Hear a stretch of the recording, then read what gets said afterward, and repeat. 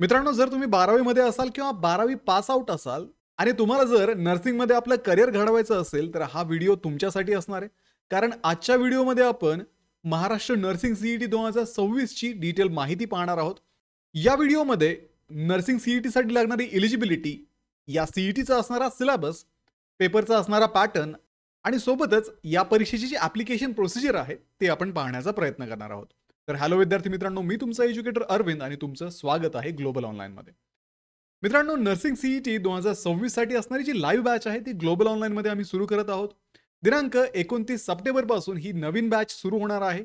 या बॅचमध्ये तुम्हाला डेली लाईव्ह क्लासेस दिले जातात.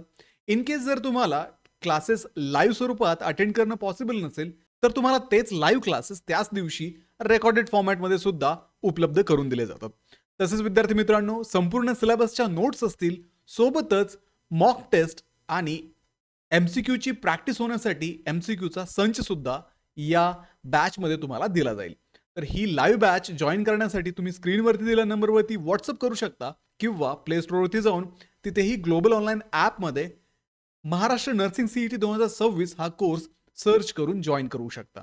तर विद्यार्थी मित्रांनो, लवकरात लवकर हा कोर्स जॉईन करा आणि आपलं गव्हर्नमेंट कॉलेजमध्ये नर्सिंग करण्याचं जे स्वप्न आहे ते पूर्ण करण्याच्या तयारीला लागा.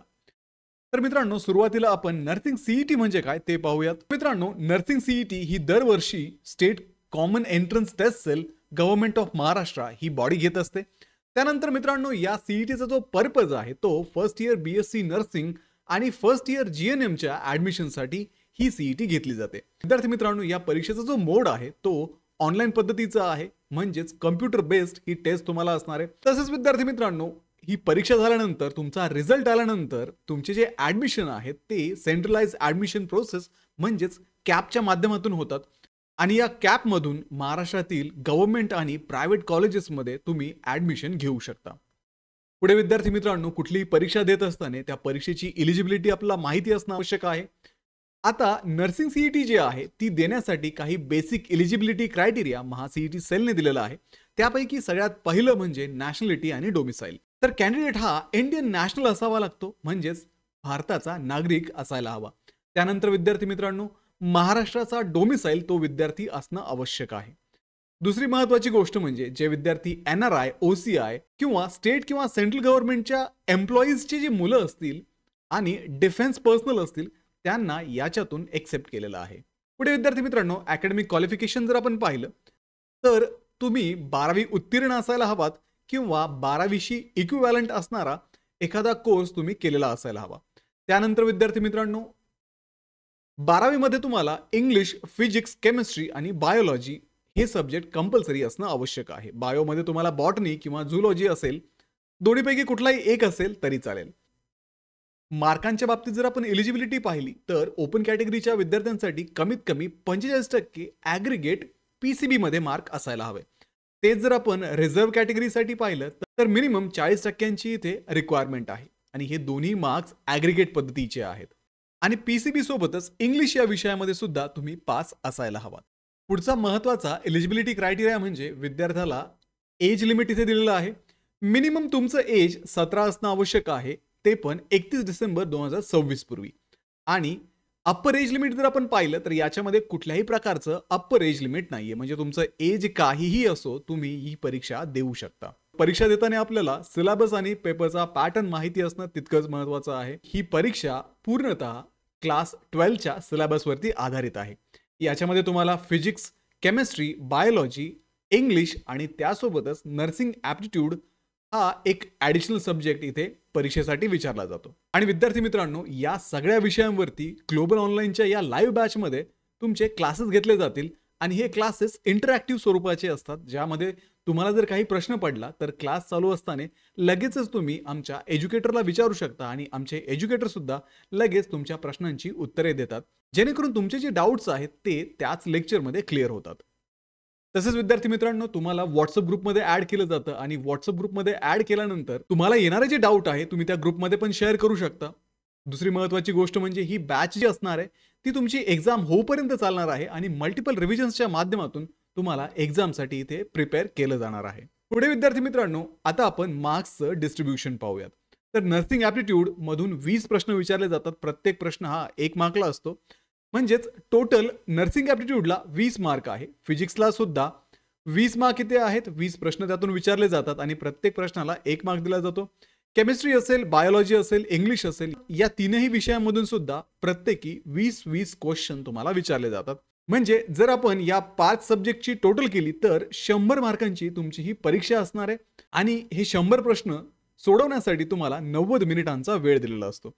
म्हणजे प्रत्येक प्रश्न सोडवण्यासाठी 1 मिनिटापेक्षाही कमी वेळ तुम्हाला दिलेला असतो. आता एवढ्या कमी वेळामध्ये एवढे सगळे प्रश्न सॉल्व्ह करायचे असतील तर तुम्हाला नक्कीच मॉक टेस्टची गरज पडते आणि जर मॉक टेस्ट तुम्ही दिल्या तर तुमचं टाइम मॅनेजमेंट इथं सुधारण्यासाठी मदत होते आणि ग्लोबल ऑनलाईनच्या लाईव्ह बॅचमध्ये तुम्हाला मॉक टेस्ट दिल्या जातात, जेणेकरून तुम्ही एक्झाम पूर्वीच या मॉक टेस्ट परत सॉल्व्ह करून तुमचं टाइम मॅनेजमेंट इथे सुधारू शकता, जेणेकरून प्रत्यक्ष परीक्षेच्या वेळेस तुम्हाला कुठल्याही प्रकारची अडचण येत नाही आणि मॅक्सिमम क्वेश्चन तुम्ही परीक्षेमध्ये अटेम्प्ट करू शकता. कारण विद्यार्थी मित्रांनो, या परीक्षेमध्ये कुठलीही निगेटिव्ह मार्किंग सिस्टीम नाहीये. त्याच्यामुळे तुमचं जरी उत्तर चुकलं तरी तुमचे मार्क इथे कमी होत नाही. त्याच्यामुळे तुम्हाला मॅक्सिमम क्वेश्चन हे अटेम्प्ट करता येतात. पेपरचं जर आपण मीडियम पाहिलं तर फक्त इंग्लिश मीडियम या पेपरमध्ये विचारलं जातं. म्हणजे या पेपरसाठी तुम्हाला रिजनल लँग्वेज अवेलेबल नाहीये. तुम्ही मराठीमधून हा पेपर देऊ शकत नाही.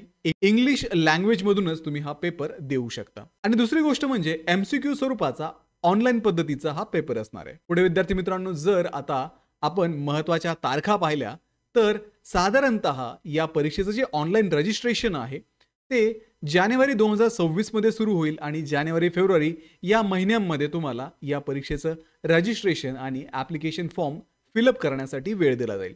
त्यानंतर विद्यार्थी मित्रांनो, तुमचे ॲप्लिकेशन फॉर्म फिलअप करून झाल्यानंतर तुम्हाला ॲडमिट कार्ड इश्यू केले जातात आणि हे ॲडमिट कार्ड तुमच्या वेबसाईटच्या लॉग इनवरती जिथे तुम्ही फॉर्म भरलेला आहे त्याच वेबसाईटवरती ऑनलाईन पद्धतीने तुम्हाला हे ॲडमिट कार्ड मिळतात. तर परीक्षेच्या अगोदर साधारणतः 1 आठवडा हे ॲडमिट कार्ड तुम्हाला दिले जातात. त्यानंतर ही परीक्षा जी आहे ती साधारणतः एप्रिल महिन्यामध्ये होते. म्हणजे आपण एक्सपेक्ट करू शकतो की एप्रिल 2026 मध्ये तुमची ही परीक्षा असू शकते. त्यानंतर विद्यार्थी मित्रांनो, या परीक्षेचा जो रिझल्ट आहे तो मे महिन्याच्या दुसऱ्या आठवड्यामध्ये डिक्लेअर केला जातो आणि या सर्व गोष्टी महाराष्ट्र CETच्या वेबसाईटवरतीच होतात. त्याच्यामुळे www.mahacet.org या वेबसाईटवरती तुम्हाला या सगळ्या गोष्टी अवेलेबल असतील. रेग्युलरली तुम्ही ही वेबसाईट चेक करू शकता. यांच्या नोटिफिकेशन सेक्शनमध्ये वेळोवेळी परीक्षांच्या संदर्भात वेगवेगळे नोटिफिकेशन पाठवले जातात. सोबतच तुम्ही ग्लोबल ऑनलाईनचं हे चॅनल सुद्धा सबस्क्राईब करू शकता, कारण या परीक्षांविषयी रेग्युलर अपडेट या चॅनलवरती नेहमीच पोस्ट होत असतात. आपण जर ॲप्लिकेशन प्रोसेस जर पाहिली तर या परीक्षेची ॲप्लिकेशन प्रोसेस जशी मी तुम्हाला सांगितली, जानेवारी-फेब्रुवारी महिन्यामध्ये ही ॲप्लिकेशन प्रोसेस होते आणि ही पूर्णतः ऑनलाईन स्वरूपाची प्रोसेस असते. तर या ॲप्लिकेशनला तुम्हाला फी पे करावी लागते. जनरल कॅन्डिडेट असतील, EWS असतील किंवा OMS असतील अशा विद्यार्थ्यांना 1000 रुपये परीक्षा फी ते पे करावी लागते.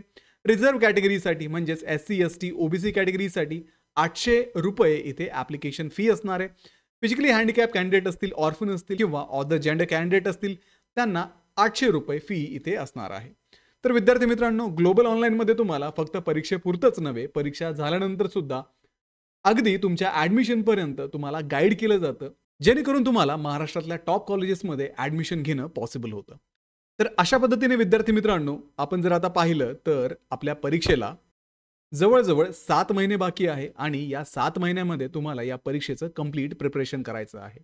सोबतच तुम्हाला तुमचा 12वीचा अभ्यास पण सांभाळायचा आहे. त्यामुळे विद्यार्थी मित्रांनो, या परीक्षेची तयारी तुम्ही आत्तापासूनच सुरू करायला हवी आणि त्यासाठीच ग्लोबल ऑनलाईनची लाईव्ह बॅच तुम्हाला या तयारीमध्ये मदत करणार आहे. तर ही बॅच 29 सप्टेंबरपासून आम्ही सुरू करत आहोत. याच्यामध्ये तुम्हाला लाईव्ह क्लासेस सोबतच रेकॉर्डेड क्लासेस, सगळ्या विषयांच्या अपडेटेड नोट्स, मॉक टेस्ट आणि MCQ सुद्धा प्रोव्हाइड केले जातील आणि अगदी परीक्षेच्या रजिस्ट्रेशन पासून तर तुमच्या ॲडमिशन पर्यंत ग्लोबल ऑनलाईन तुमच्या सोबत राहील आणि तुम्हाला महाराष्ट्रातलं टॉपचं नर्सिंग कॉलेज मिळवण्यासाठी ग्लोबल ऑनलाईन तुम्हाला नेहमीच गाईड करत राहील.